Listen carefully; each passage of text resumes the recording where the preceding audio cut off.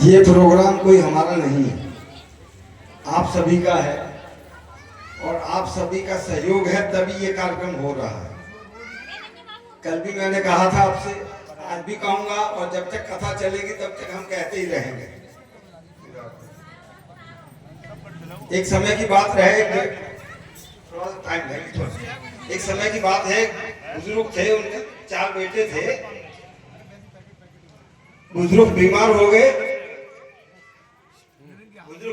गए,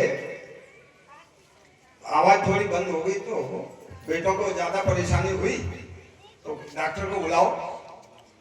डॉक्टर को बुलाया, डॉक्टर ने इंजेक्शन लगाया, बुजुर्ग बोलने लगे। बोले पिताजी क्या बात है? अरे बोले ये बकरी जो है ये झाड़ू खा रही है, तुम्हें दिखाई नहीं दे रहा है? बेटों ने कहा ये डॉक्टर के पैसे और चले गए हमारे, तो ऐसा मत करना भैया कि हमको कुछ हो जाए और कथा में दिक्कत आ जाए। वजन बहुत होता है ना, कोई भी कार्यक्रम हम जब करते हैं तो वजन बहुत होता है। हमारी इतनी क्षमता नहीं है, लेकिन एक आदत सी पड़ गई है हमें। जैसे कथा करने वालों को कथा की आदत, हमको कथा करवाने की आदत, किसी को दान करने की आदत, किसी को दान लेने की आदत, तो ये सब चीजें चलती रहती है। एक दूसरे का आदान प्रदान है ना। जब तक हम हाथ नहीं बढ़ाएंगे सामने वाले का हाथ आपसे मिल नहीं सकता है। संसार का कोई ऐसा नियम नहीं है। एक किसी शायर ने लिखा है, महिला शायर थी वो, उसने लिखा है, मैंने बहुत पहले पढ़ा था, जीवन का एक सूत्र है कि खुदा ने बख्शी है जिन्हें सब्र की दौलत, खुदा ने बख्शी है जिन्हें सब्र की दौलत, वो किसी के सामने इंतजार नहीं करते। अब भैया सब्र हमको तो वैसे तो बहुत है, और मेरा ख्याल है हमारे परिवार के अलावा जो हमारे अड़ोसी पड़ोसी हैं वो सब जानते होंगे। हमने अपने जीवन में इतनी उम्र हो गई है, हमने बहुत सब्र किया हुआ है, और इतना सब्र शायद अपने मुंह से हम कहना नहीं चाहते हैं। हमने आकांक्षाएं बिल्कुल निभा ली कि ये करेंगे, कि वो करेंगे, इसको लेंगे, गाड़ी घोड़ा मकान दुकान सब करके छोड़ दिए।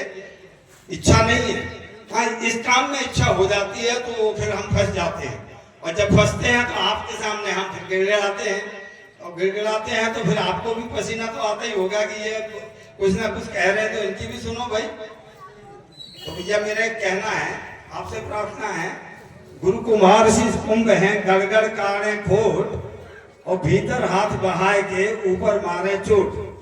गुरु की परंपरा रही है कि वो घड़े को कभी भी अंदर से चोट नहीं मारते हैं, मारेंगे तो वो ऊपर से, लेकिन हाथ भी अंदर ही रहेगा उनका, चोट तो हाथ पे लग रही है ना। ऐसे ही महाराज जी का, हमारे महाराज जी का आशीर्वाद है। लक्ष्मी नगर में उन्होंने आश्रम बनाया, और उस आश्रम को आज तक अभी चल रहा है। आगे क्या भविष्य की क्या योजना है वो तो भगवान के हाथ में है, ज्यादा नहीं कहेंगे। आपका सहयोग हमें चाहिए बस। बोल दुर्गे मैया की जय।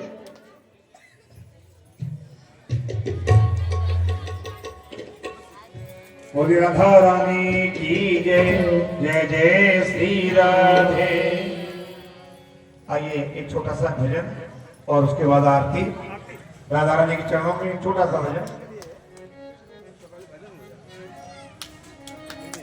और सबके संकट दूर करेगी,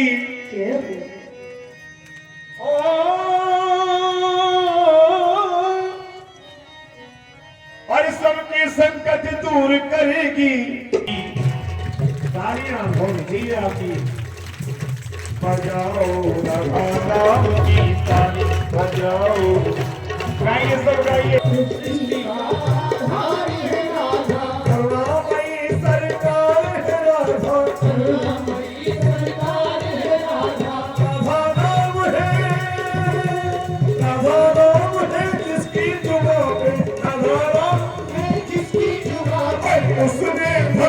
ताली बजाओ बजाओ बजाओ, राधा नाम की ताली बजाओ। सबके संकट दूर करेगी, सबके संकट दूर करेगी, वो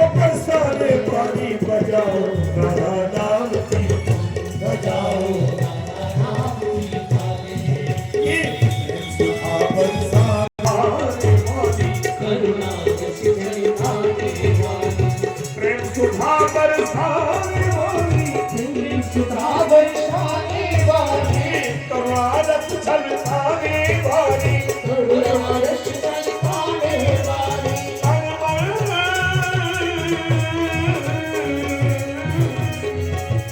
कर्मन शीतल कर देती है, कर्मन शीतल कर देती है, मरने की खुशहाली बजाओ बजाओ बजाओ राधा नाम की ताली बजाओ राधा नाम की ताली। कहीं खुशियाँ और कहीं गम हो, ताली बजाओ राधा नाम की ताली बजाओ राधा नाम की ताली।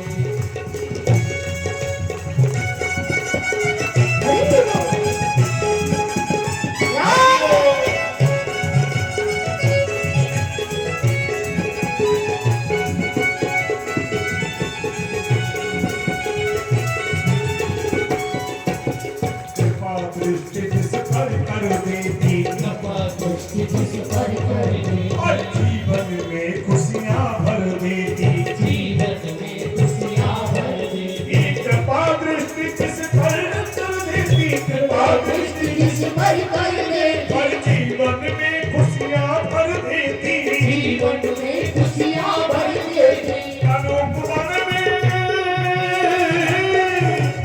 अनुपमन में फूल खिले हैं, मन में फूल खिले हैं, अनुपमन में फूल खिले हैं, महके डाली डाली बजाओ जय हो बजाओ जय हो बजाओ राधा नाम